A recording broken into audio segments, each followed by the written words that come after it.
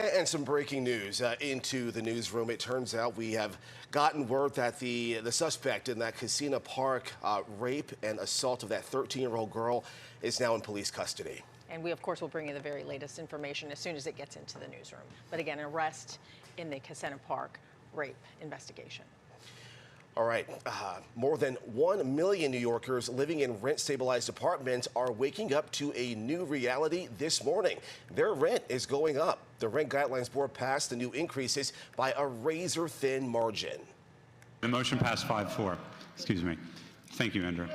Before we close, please note that I have drafted a statement on why I believe that this proposal reasonably and fairly reconciles the deep affordability challenges facing tenants in New York City while attending to the reality of rising costs and financing challenges facing the stock of rent-stabilized housing.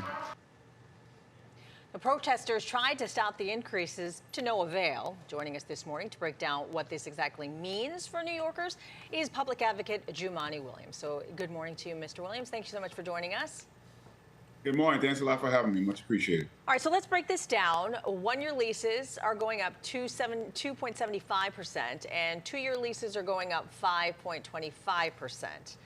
How would you gauge that? Would you say that that was what you were hoping for? And do you think that that's going to add up for too much for the average tenant?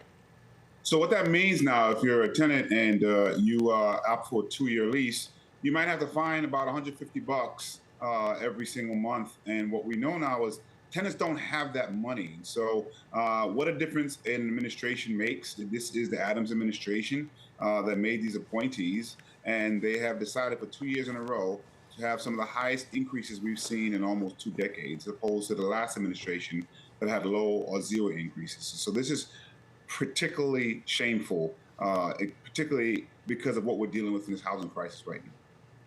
Now, Mr. Williams, the board did vote for the lower range of those increases. Any idea when those rates will go into effect for these renters?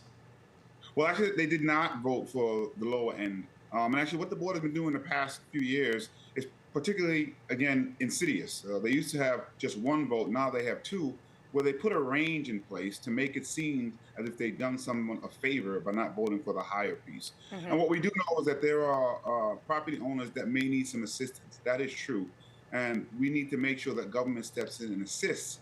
But what we can't do is try to get money from people who literally don't have it. Yeah. All that will do is increase the eviction rate. That's what we've seen from these type of increases. Well, are there any eviction protections, though, for those tenants who you say can't afford it? There are some. We actually tried to get some more eviction protections that, unfortunately, Mayor Adams did not support as well. But what we've seen, again, time and time again, is a housing crisis that's worsening, rent that's going up, as well as evictions, and housing stock that is not being kept up. Mm-hmm. So it's a really bad situation, and they have to have some changes to the board. We've been asking for that for many, many years. And sometimes they make it seem as, oh, landlords unhappy, tenants unhappy. That's just not a good framing of it. What we're going to see is more people on the street. You literally cannot get any more money from these tenants because everybody has been suffering, particularly since the pandemic. You mentioned property owners, landlords who are saying these increases were not enough and are in need of assistance. Will you be going to the mayor's office to put something down hard to make the effort to make these property owners whole in all this? Well, let's be clear. Most of the data says that property owners still are doing relatively well. There are some, usually some of the smaller owners, who need some assistance. What the real estate industry does sometimes is prop them up to disguise some other nefarious things that they're doing. But yes, we continue to go not just to the city, but to the state in particular to try to provide some assistance for these owners. We've also tried to get an increase in housing vouchers to assist these owners. We couldn't get the governor to do that. So many of the things that we're attempting to get assistance for, we can't. And then we get an administration that puts people on the board that votes for the highest increases we've seen in 2 decades. There's no one that can say that is helpful or that is fair. All right. We want to switch gears right now. I mean, we are obviously under a heat emergency here in the city.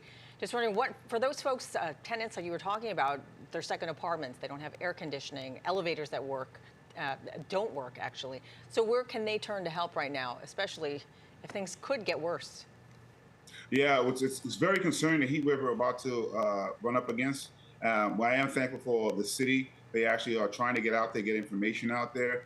So I want to give them some credit for that. There are cooling centers around the city. Recommend people call 301. Go online to Google where the nearest cooling center is. Unfortunately, we do have some property owners that are not going to provide what is needed. And so we want to make sure people have access to cooling centers, access to drinking water so they can cool themselves down. But it is a real concern. People die during heat waves, and we're seeing more and more of these type of weather concerns, particularly with climate change. I want to ask you too, last Friday we saw the feds give final approval to the congestion pricing plan that Governor Hochul paused this month. Those tolls are, of course, are not now gone for good, but where do we go from here with the feds giving a green light and the governor kind of holding firm here? Well, this is a complete dereliction of duty, dereliction of leadership. It's non-leadership at its best. Wherever you stand on this, a governor, the executive, to allow over $500 million to be spent in equipment alone, not to mention money on operations, to then a few weeks before say we're not going to do it, is just disgusting for everyone. There is no new information that this governor has. The economics are different from 2019. They're not different from a few weeks ago when she was overseas touting how great this plan was. And so it hurts everybody on both sides of these issues. And so this is it's a horrific display of non-leadership. All right, Public Advocate Jumaane Williams, thanks again for your time this morning, and stay cool out there.